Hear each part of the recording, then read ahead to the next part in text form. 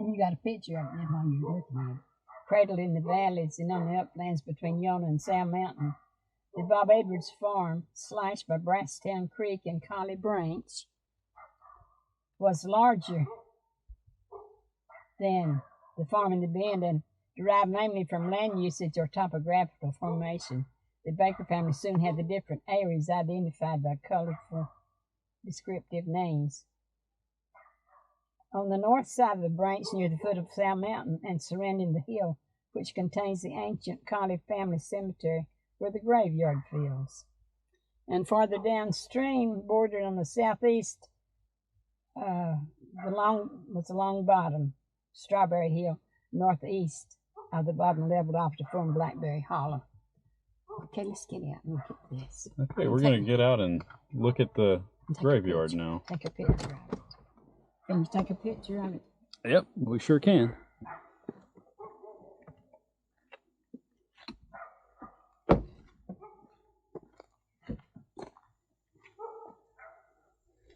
Are you going to have... Okay, we're walking into the Collie Cemetery. Watch all these branches.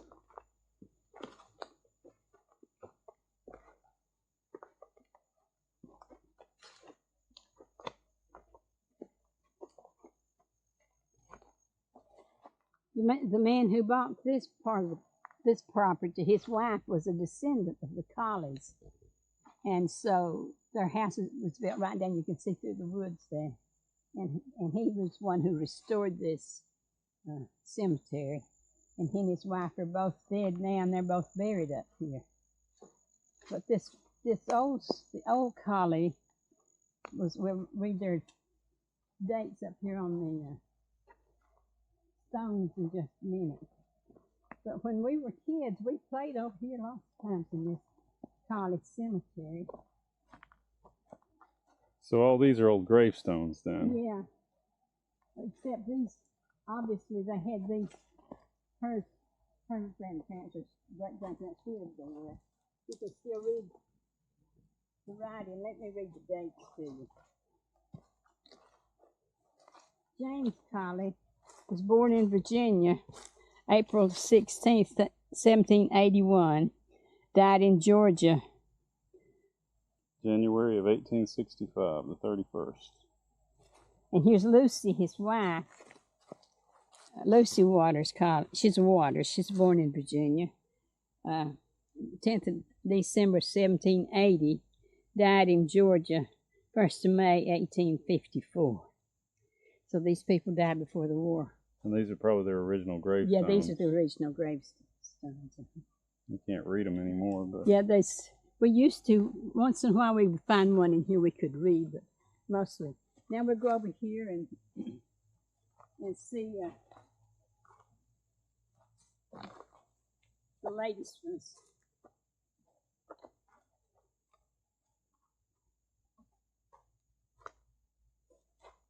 this one's from 1998. Sheila Collie. Sapping, Belle Isle. She married a Belle Isle, and so Belle Isle was the one who bought the property, and that's their house right down there. She died then, and he died. He's been dead, I guess, 3 years, maybe just 2, but they haven't engraved his tomb yet. Was he buried in this tomb? Yes, he's buried here, but they just haven't put the engraving on the tomb. Oh.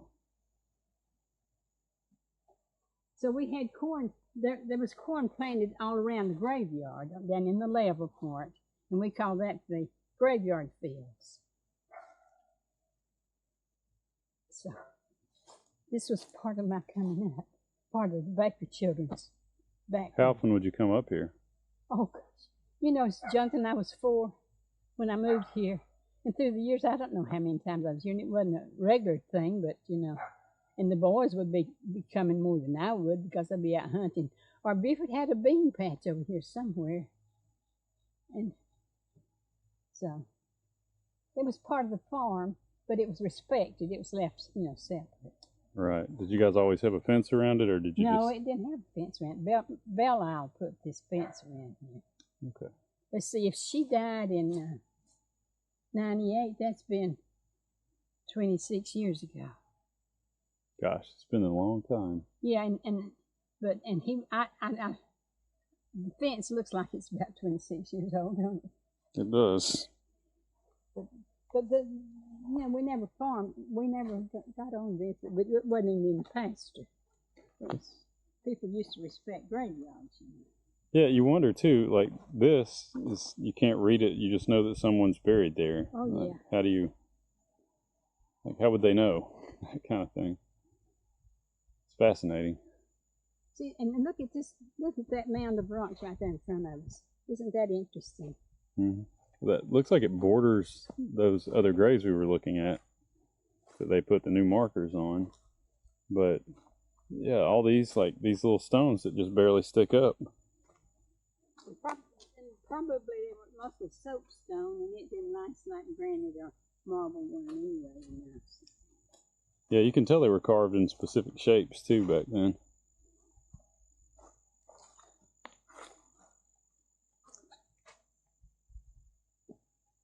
All right.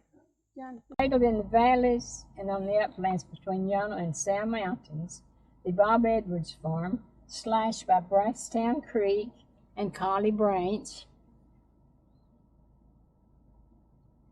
along with numerous smaller streams originating from spring heads, was larger than the farm that had been to the river and derived mainly from land usage or topographical formation. The Baker family soon had the different areas identified by colorful descriptive names. The house and farm buildings, as well as a large part of the tenable land, lay on the north side of the creek and along both sides of the Collie Branch. On the northeast side of the branch, near the foot of Sal Mountain, and surrounding the hill which contains the ancient Collie family cemetery, were the graveyard fields, and farther down the stream, bordered on the southeast by first the Collie Branch and then the Brasstown Creek, Strawberry Hill was a long bottom. Strawberry Hill, northeast of the bottom, leveled off to become Blackberry Hollow, and the Cane Patch. Beginning across the branch from the graveyard, the round bottom ended at a bluff. It's down that way. I'm going to get out in a second and you can kind of tell me what we're looking at. And farther upstream near the mountains were the London House fields. We were there. Yeah. That's where we just came from. Mm-hmm. Commencing at Duncan Bridge Road, passing close to the house, fording the stream in the yard, beyond the barn, a quasi-public road running southwestward through the farm, and bridging the cotton patch, and bridging the creek to connect with the mountain road described earlier, separated Pea Patch Ridge. We're on it right now. So this is Pea Patch Ridge where we're sitting. And Cotton Patch Hill. That's where we plant a piece of cotton. On the north from the Xena Patch. The Xena Patch is right there. Where the horses are. On the south. The Big Bottom, it's over there, directly across from the house, lay on the south side of the creek. And farther downstream were the Little Bottoms. Okay, so I'm going to get out and get some footage of the bottom land here. Right. Okay.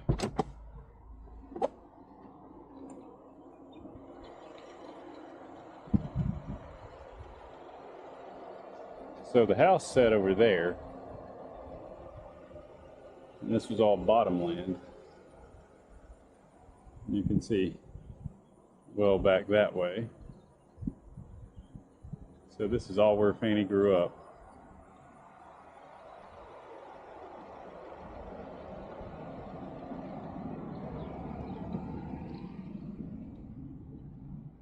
And this, directly in front of us, you said was, what did you call it? The Big Bottom. The Big Bottom. Across from the house was the Big Bottom. And this is a Xena Patch right here where these horses are.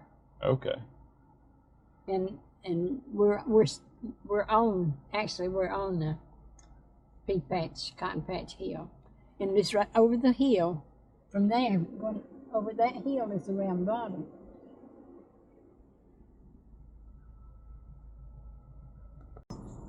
Grandpa bought 200, and how many acres did I say? 270. 250 acres, I think it was. If it was 320 minus 70 would be, yeah, it's 250. From the collie, that bought it from collies.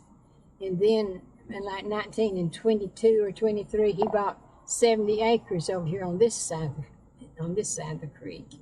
And this bottom land was what we call the big bottom. Okay, so we're going to get out and kind of just pan around the big bottom.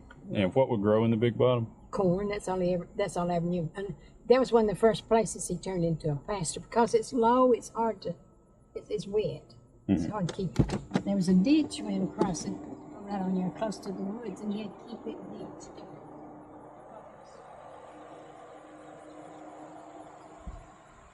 So this is the big bottom.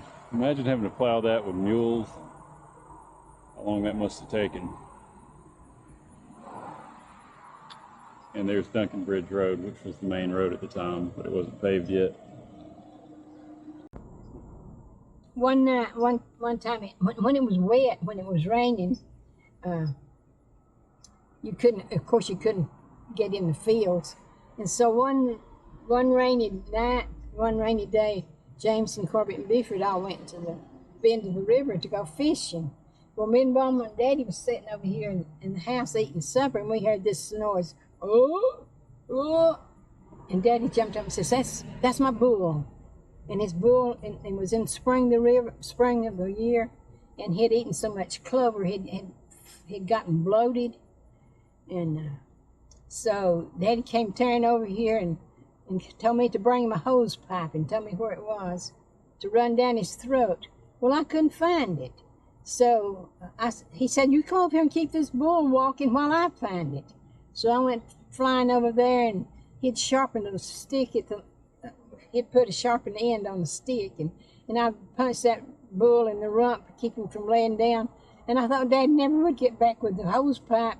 By the time he got back, the gas had passed, and the bull was out of his distress. And all that from eating clover, huh? Yes, that Ladina clover would cause a gas to form, especially in the spring of the year when it grew so rampant, so fast, you know. So Ladina clover was good food, but it had its negative side to it. Obvious downside for that poor bull. Huh? Yeah. But can you imagine me running punching a bull in the hind end with a sharpened stick? Honestly, I can imagine you doing that right now.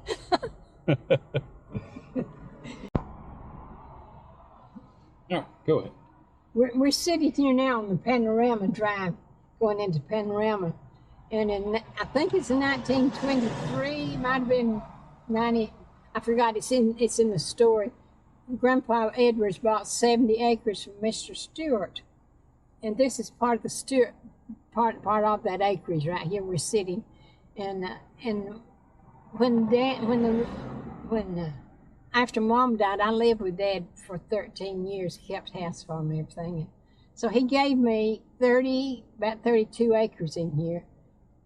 But he had given this right of way, this drive to the Panorama Estate for access. He'd given them this driveway, this access way. And so everything on the right still belongs to the other property, but on the left here, this old house this 30 acres part of mine is right in here where Jonathan's showing you. And while we're stopped here, we'll talk about the bend of the river. We're about to go. Panorama takes in our home place on the bend of the river, and in the 19 and whatever, I've forgotten the years, but it's in the book. When the Georgia Power built all those dams up in Rayburn and covered up so much of the farmland, well, of course, they paid the people for their land, and Grandpa Baker took his money and he bought 175 acres in the bend of the river, which Panorama Estate encompasses that now. So, and Dad was in service, and by that time, Grandpa and Grandma had moved down here from Rayburn County. And so when Dad came home from the Army, 19, he came to the bend of the river. That was his home at that time. And so then, and Dad bought the bend of the river from Grandpa, and he and Mama got married in 1922, and they moved to the bend of the river. And that's where you were born, right? And that's where all 8 of us children were born over there. And we'll drive over there in a minute and get some footage of more of the property. Mm-hmm. But this land on the left, as we're driving in, is mine down to I forgot where the line is down there. But there's a total of about 61 acres in there, because when they built the road, when they paved this Duncan Bridge Road, they cut off a little piece of my land on the other side of the highway. So I sold it years ago. Part of that land, but there's about 61 acres in there that Dad gave to me, that I'm planning on leaving to my heirs. Anyway. All right, and that's the start of Fannie's land that she still owns to this day. It enters Chattahoochee down here on Goat Neck on the creek. And tell me about Brasstown Creek. I don't know that much about Brasstown Creek, except that was the creek that split Dad's farm, and during the land lottery, Collie and several people owned that Cleveland got the land lot that the house is built on, and this lot that we're looking at now here at the Brasstown Creek, that was that's a Goss property. Well, when Grandpa bought land, he bought some of the Goss property, but we would have joined his up the creek, you know. Now, when was this land lottery? It was when at 18 and 30. No, when were the land lotteries? I've forgotten. 18. It's after the Revolution. It was Georgia was settled in 1733. 17. Yeah. I've forgotten. I haven't read that, and I've forgotten. My mind's gone. But well, you can look in the book and see. I was about to say, we'll be able to find that information. Mm-hmm. We got a car coming. Once it passes, we'll get out and we'll look at the creek. Okay. And this is Brasstown Creek, so it went right down the farm. Yeah, right in front of the house. It split the big bottom from the house up at Dad's. All right, let's go have a look.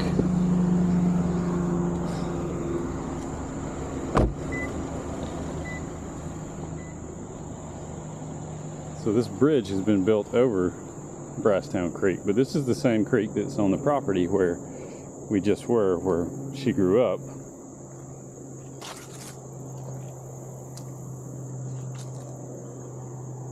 And it winds all the way up between this hill and the farm and goes around the round bottom, like she was saying.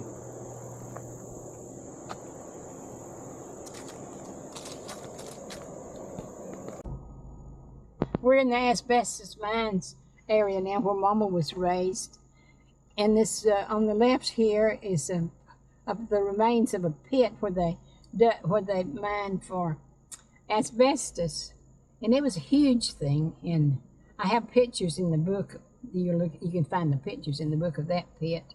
But all around there would be smaller pits, but this was a short fiber asbestos in here, and it didn't last that long because they needed a longer fiber for whatever they were using. But there was a plant in here, and Jonathan the Fielder, can you drive on a little farther and us talking? Yeah. And right out here on the... Hang on, I want to show... I don't know how well it'll show up on the video, but it looks like that would have been where the pit was, where they mined the asbestos. You can see kind of a depression back there in the woods. Yeah, there is a picture. See it right there good. Just drive a little farther, you can see right in there. But the mill itself, the asbestos mill, was built on this side of the road when it was off down in this hollow like. And Mama's house was down in there, in this hollow along here. And we have a picture in the book of it, and we don't have a picture. Might have some pictures of the mine. I do. I have some wonderful pictures of the mine in the book, but that they operated here for a number of years. And Grandpa Edwards, of course, he fired the boiler, and he had 30 minutes to go home and eat his lunch and get back to the mill. And they lived in a little old house here down in this hollow.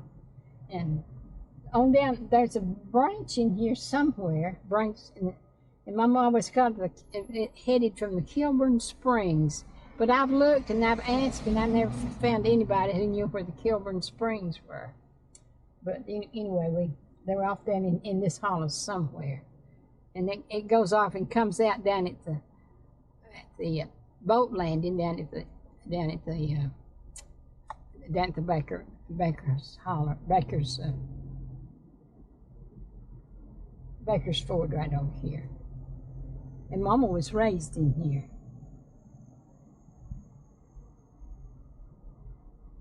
And there's an old house. There was an old chimney down here there was a little mill village in here. Grandpa Edwards had a store, and I gave it to Eloise. I did have a pen that came out of that store. It's sort of a dry goods store. He'd sell just a few things, but anyway, the old chimney that Beefor's wife, Louise, her parents lived down in this hollow when they were young married people. And that's it. That's all I mean, if I had the book, I could tell you more, but you can look in the book and see see a better description. But this is where it was. So. And this is on Highland? Yeah, you turn left you turn off Panorama onto Highland to find it. So. And did you cut it off? No, not yet. Good. We'll cut it off. Hang on. Go. This is the end of the panorama. This is the end of this is right where the bend of the river is, right around here. This bottom land right here to our left was where Daddy grew his corn. And I don't know, somebody asked me one time, I remember them worrying about the river getting out on it. But this was in the floodplain, but he still had corn planted here. And Grandpa Baker lived with him at one time. Him and Grandma had gone up to Rayburn County to look after her and Daddy. And so Grandpa just moved in with Mom and Daddy, and he had a crop over here.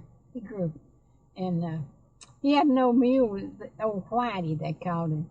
And one day these Baker kids was down here, the bigger ones was down here hoeing corn, and it came up a rain and got their clothes wet, and there was this bunch of kids slapping along and giggling and laughing, going to the house, and they're slapping their wet clothes and scared Grandpa's old mule, and he ran away. And Grandpa got so mad at him. So that's what they tell me. And right out there somewhere close by is where the ford was, where you could drive mules and wagon across. But there was a slick rock in there, in that place, and they always had the mules or the horses, one would get on that slick rock sometimes and slide down. So, but Daddy, when he went to Nacoochee, he crossed the river there at that ford. I mean, not at the ford, but yeah, at the ford. And just a few little ways up the river from here is the boat landing where we're going to in the next time we go. So. Okay, well, when we drive out, I'll have the camera showing this bottom land that was right next to the river. See there, it's on the side there. They've built houses all on there, but look how pan flat it is. And we just came out of the mountains. This is a Sutter's place, and they're acquaintances of mine, and also the man that lives next door. Let's drive in that driveway there, Jonathan. You said driveway that's open. This one is. That's McDonald's. Was Sutter's driveway open? Didn't appear to be. Now, if you know who the McDonald's are, it looks like they're running for the board of. That is because it sort of looks like the sun is stuck there. And they just, I hear blowing now though. Yeah, I fell on Let's drive in there. it. Yes, there is. Okay. Right here is right where the house set.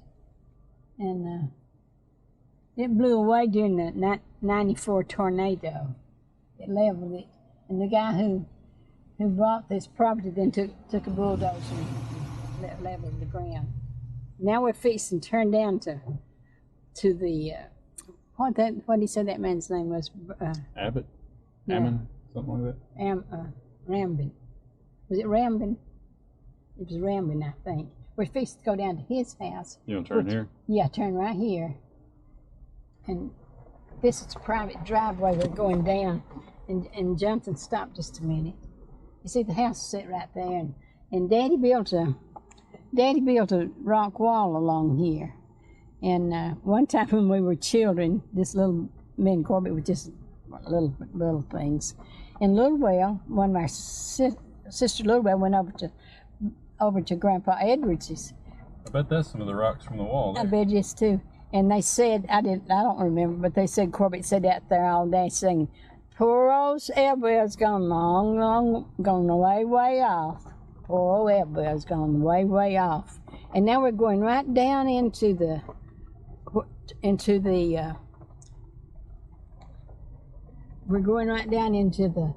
boat landing place. And this is where Mr. Rambin lives. And he's always welcoming, been friendly. There's a deer standing right there in the driveway. Yep. Mama and its baby. Maybe he's driving. Maybe his car is home. Okay, so we've located the first place where my grandparents lived when they got married. This would have been my Grandpa Baker and grandmother on my dad's side. You can see it doesn't look like much more than woods right now, but this chimney still remains. So this would have been their first chimney when they were married.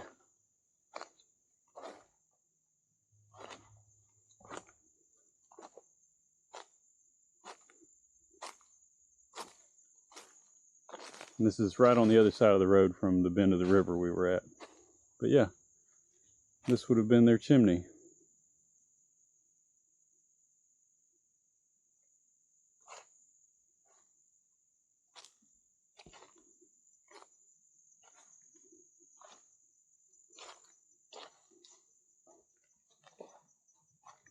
You can see there's two sides to it. It's amazing that it's held up all these years.